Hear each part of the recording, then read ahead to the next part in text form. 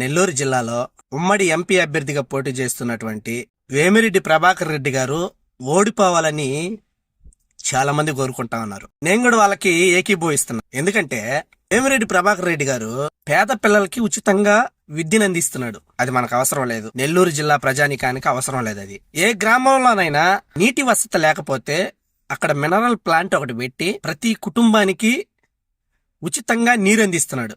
Mineral water ఉచితంగా అందిస్తున్నాడు. అది మనకు అవసరం లేదు. ఏ గ్రామ ప్రజలు, ఏ మతం వారైనా, ఒక చర్చి అయితేనేమి, మసీద్ అయితేనేమి, ఒక హిందూ గుడి అయితేనేమి, ఏది కట్టుకోవాలన్నా విపిఆర్ గారి కుటుంబం దగ్గరికి వెళ్ళి మేము మందిరం కట్టుకోవాలనుకుంటున్నాం, గుడి కట్టుకోవాలనుకుంటున్నాం, మసీదు కట్టుకోవాలనుకుంటున్నాం, మీరు ఎంతో కొంత విరాళం ఇవ్వండి అని అడిగితే ఏ మతం ఏ కులం చూడకుండా లక్షల రూపాయలు ఇచ్చేసే దారాగుణం ఉన్నటువంటి వ్యక్తి మనకు అవసరం లేదు. విపిఆర్ వైద్యం అని ఒక ఫౌండేషన్ పెట్టి ఎంతో మంది పేదవాళ్ళకి ఉచితంగా వైద్యాన్ని అందిస్తున్నాడు. అంటే నెల్లూరు జిల్లా కోసం ఎంత చేస్తున్న వ్యక్తిని గెలిపించుకుంటే మనకేమొస్తుంది?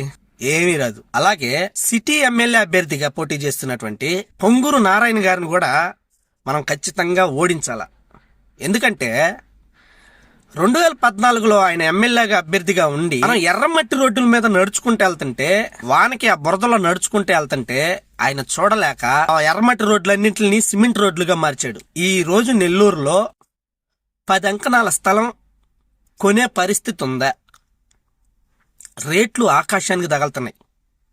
ఎవరి వల్ల? నారాయణ గారు ప్రతి వీధికి సిమెంట్ రోడ్డు వేయడం వల్ల. అతను గెలిస్తే మనకేం ఉపయోగం? ప్రతి ఇంటికి మినరల్ వాటర్ అందాలని పైప్ లైన్ లాగాడు. దానివల్ల మనకేం ఉపయోగం? ప్రతి వీధిలో అండర్ గ్రౌండ్ డ్రైన్ కావాలని చెప్పి ప్రతి వీధిలో అండర్ గ్రౌండ్ డ్రైన్ లాగాడు. దానివల్ల మనకేం ఉపయోగం? నెల్లూరులో నారాయణ హాస్పిటల్ పెట్టి ప్రతి పేద కుటుంబానికి ఉచిత కంటి వైద్యం చేపిస్తున్నాడు. మనకెందుకు అవన్నీ? వీళ్ళిద్దరు కానీ ఓడిపోయినారనుకో మన నెల్లూరు జిల్లా ప్రజలు అడక్క తెంగచ్చు. బాగా లక్షణంగా ఉంటది. ఆ గుడిమెట్ల దగ్గర చేరి అడుక్కుని తినొచ్చు. కాబట్టి వీళ్ళిద్దరిని ఓడించేసి వైసీపీకి న్యాయం చేద్దాం.